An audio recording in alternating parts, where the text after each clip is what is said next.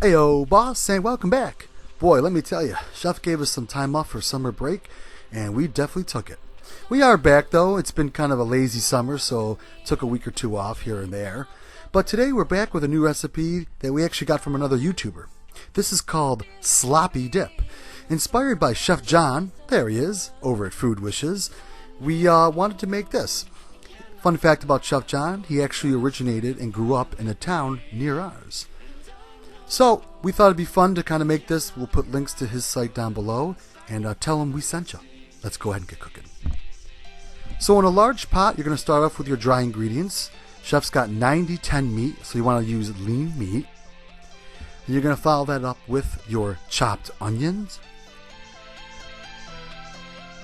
And then your chopped green pepper. Go ahead and add your salt and pepper. And all the ingredients will be down below, and then link to our blog will have the full recipe. Some minced garlic, and then some brown sugar. And this isn't even on the stove yet. So once it's all added, and don't forget your flour. Sorry, Chef, I almost left that out. This actually holds it together. Now, go ahead and place it on your stove. Medium-high heat. Use your mix and chop, and start to just really work this together. You want to break up that meat. You want to keep stirring this together as it's starting to heat up and cook. It's going to take about 15 or so minutes.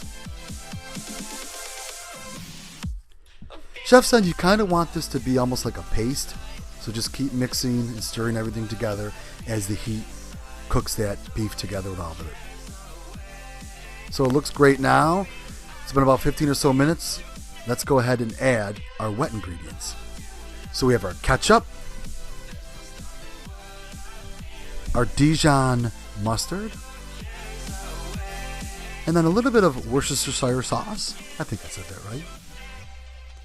And some chicken broth, or you can use water, Chef said. And all you're going to do is bring this to a simmer, a low simmer, so like a low heat, for 45 minutes and just stir and let it cook down and stir and let it cook down. 45 minutes is good. It's going to really soften and tenderize that meat. You can really tell the difference between 45 minutes on a low simmer and 15 to 20 minutes on a high.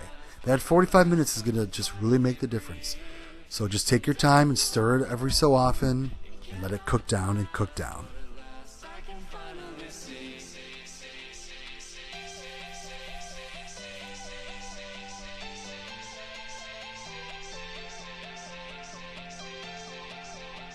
Chef said after about the 35-minute mark, when you get close to that 40-minute mark, you're going to really see it kind of start to thicken up. So now Chef's going to take it and put it in a cast iron pan to finish off. So just scoop it into an oven-safe pan, Chef said.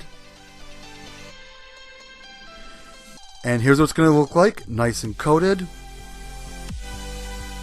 And now go ahead and just get some shredded cheddar cheese. And you're just going to put a little bit on top and then just lightly use a fork and then just kind of put it right in. Chef also said you could either do this or layer it. Put a small thin layer of meat down, then some cheese, and then a little more meat. But Chef's just going to use a fork to kind of get it in the middle. Once it's all done, put one more layer on top. Set your oven to broil in just a few minutes in the oven.